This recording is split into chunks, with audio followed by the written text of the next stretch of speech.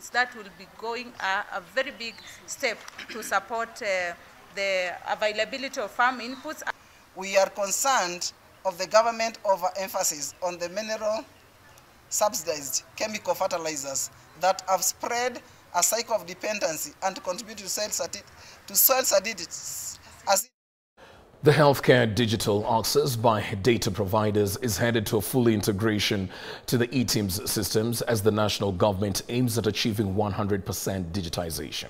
Smart Applications, who run Smart Card for Healthcare Access, has noted that sensitization of both healthcare providers and patients has so far been actualized in more than 45 counties. Smart Applications Head of Hospital Operations, Esther Masharia, says that this will enable easy access of medical reports and records of any patient from anywhere around the country. By targeting county health facilities and providers, this aims at achieving 100% digital access in line with the universal healthcare and the current shift provisions by the national government.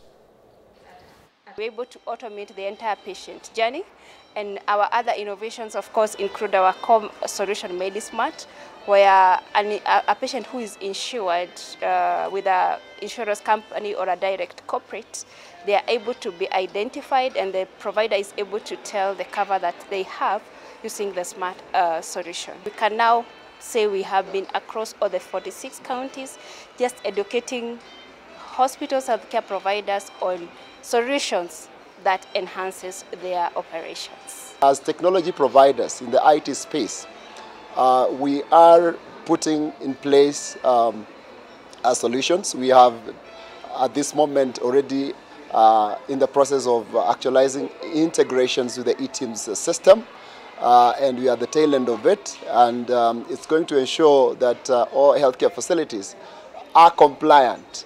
And therefore, if you are out there and you do not know probably how to go about it, Smart Applications is ready to work with you in order to activate the eTIMS process. To integrate to the new superhighway that is being developed by the Ministry of Health, so that then we are able to integrate to the various registries that the government is coming up with, like the patient registry, the standard the standards that the MOH is also coming up with, to ensure that our system is also compliant with the Digital Health Act that is just being enacted, and to ensure that we can function at all levels. The private care networks have already embraced technology, courtesy of the program rolled out by His Excellency the President.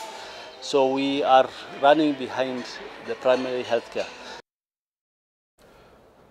The Kenya National Private Security Workers Union now want the government to appoint a new Private Security Regulatory Authority Director General who will ensure full implementation of new reforms which are gazetted by the outgoing Director Mohamed Fazul. Speaking in Nairobi, the security guards demanded for the full implementation of the stipulated reforms by employers, which they will resort to industrial action. Among the gazetted recommendations in Fazul reforms for private security guards include implementation of minimum monthly wage of 30,000, training for all guards, introduction of guard service numbers, among others.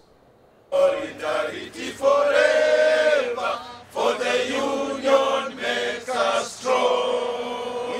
Sisi tunataka regulator wetu ambaye ni Fazul Mohamed atekeleze 30,000 nyongezo. Comrades power. Cha pili, sisi tunaunga serikali mkono sana, na regulator kwa niaba ya serikali tunakuambia kwamba mambo ya training hatutaki askari atoswe pesa zozote, na zile umekata kupitia kwa kampuni zingine nasema urudishe. Na ninaomba waajiri mkuje tukae kwa mesa tufanye mambo ya CPA ya sekta, whereby ita capture mambo ya 30,000, mambo ya training na interest zingine na concerns zingine za nani sababu. Si ukweli hivyo? Yeah. Kama si hivyo, wajibu wangu kama katibu under Labor Relations Act nitatoa notice ya strike. Na strike mnajua itakuwa kali sana. Mnajua vizuri vile environment iko Nairobi, kila mtu Kenya mzima wako kwa demonstrations. So ikiwa bawabu wataenda kwa demonstrations, mnajua vile situation itakuwa katika nchi ya Kenya. Kenya's creative economy has received a major boost following the opening of a talent academy by Mount Kenya University, much to the relief of the many talented students in film, music and drama. According to the university's Vice-Chancellor, Professor Deogracius Jaganyi, students talented in arts can now take advantage of the academy to fight joblessness, which he attributed to skills mismatch and lack of innovation and creativity. The Kenya Film Classification Board acting CEO Pascal Opio, while launching the academy, said the initiative will help address skill mismatch that has been a hindrance for young people pursuing creative economy careers. Academy kama hii itakuwa an opportunity kwa sababu wenzao wakiona wengine wamefaidika, mtu atajiuliza swali, mimi nitajiweka kwa shimo kweli? Na yule mtu nimeona yeye ni rika yangu, ni mtu ambaye tumesoma na yeye amefaidika. Hii itakuwa a challenge kwa wale ambao wanajipeleka katika njia kando. I think the parents need to recognize that it's not only academic way that will be able to land you a job. The talent will also be able to give you an opportunity to be self-employed.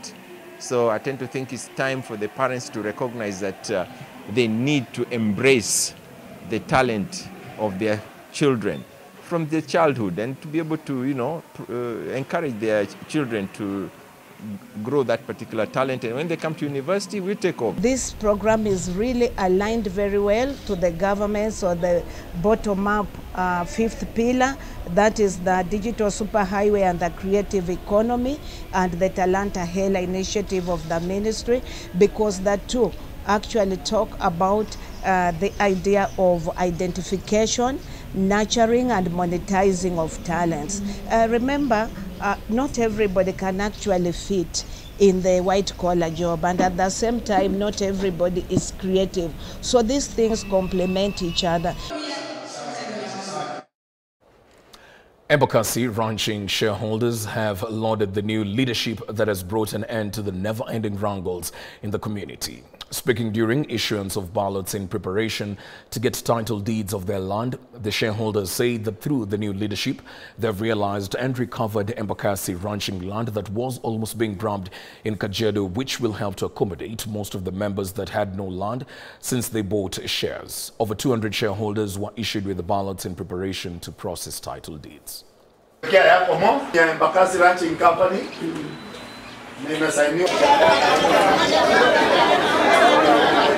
We had so many new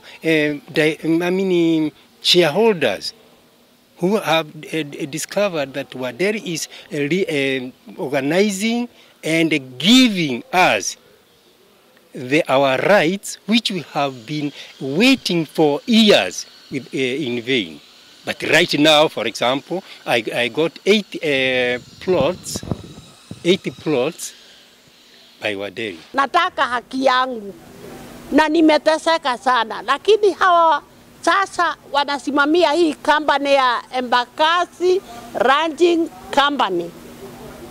Ni watu wazuri, watu wenye haki, hawachukui mali yako, na tunafanyaga kukutana kila Jumamosi na tunaita hiyo mkutano clinic.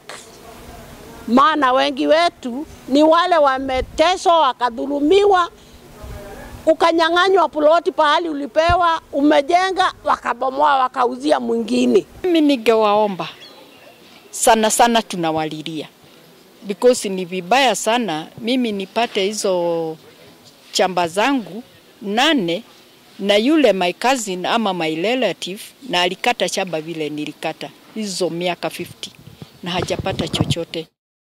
Well, K24 News going to take a break at this point. We'll be back with more updates in a short while.